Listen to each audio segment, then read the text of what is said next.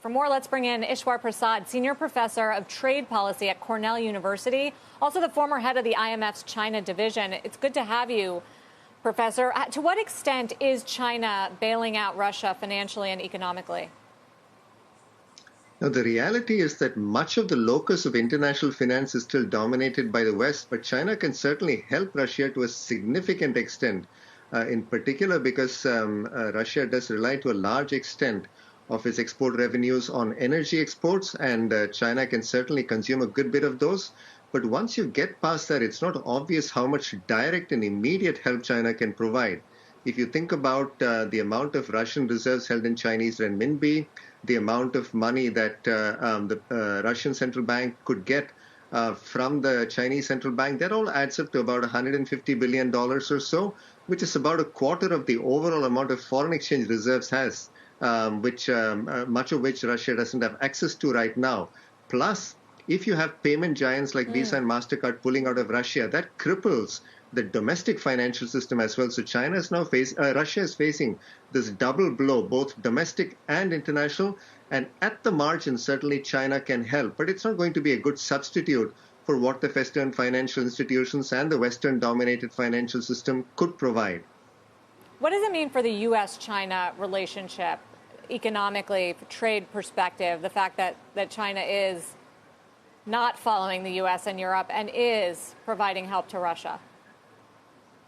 Now, China also needs access to the dollar-dominated international financial system. So China is going about this in a very cautious way, not exposing its banks and financial institutions that benefit from that system. But, the reality is that even with the new administration in office over the last year, we haven't seen any ratcheting down of tensions between the U.S. and China. If anything, they have ratcheted up a little bit. And this is certainly going to, if not inflame those tensions, at least set them on edge. And certainly is going to make it very difficult to find a path towards a more cordial relationship, at least on the economic front, between the two countries. Because both on the economic and geopolitical fronts, clearly, this raises the stakes between both countries. Well, just to throw something else in there, investors are also trying to figure out what it could mean for Taiwan and how it elevates any geopolitical risk there. What's your take?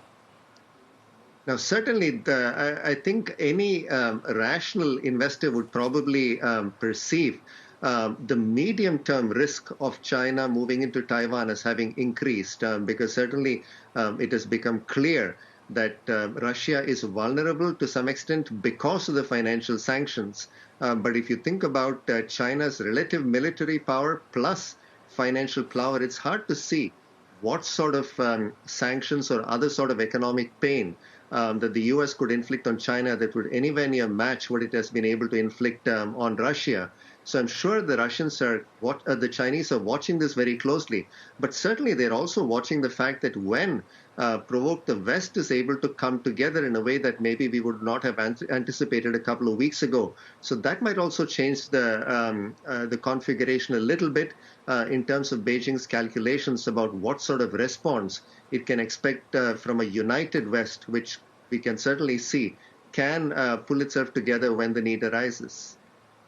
So one of the fears out there now is that the alliance between China and Russia, the sanctions on the U.S. could lead to more diversification out of the U.S. dollar from major economic powers like that, putting their reserves elsewhere, lessening their dependence on the dollar. It sounds like you don't think that's a real threat.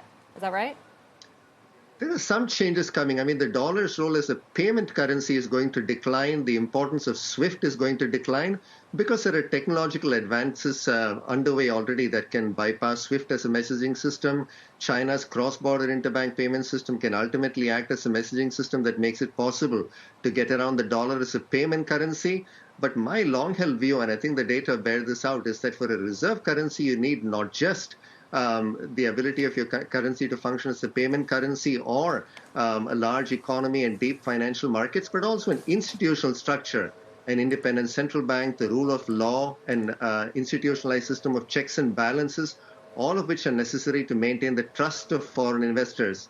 So as a reserve currency, I don't think the dollar is going to be seriously threatened, although certainly the renminbi is going to become a somewhat more important reserve currency, but it could take chunks out of the euro, the Japanese yen, but not so much the dollar.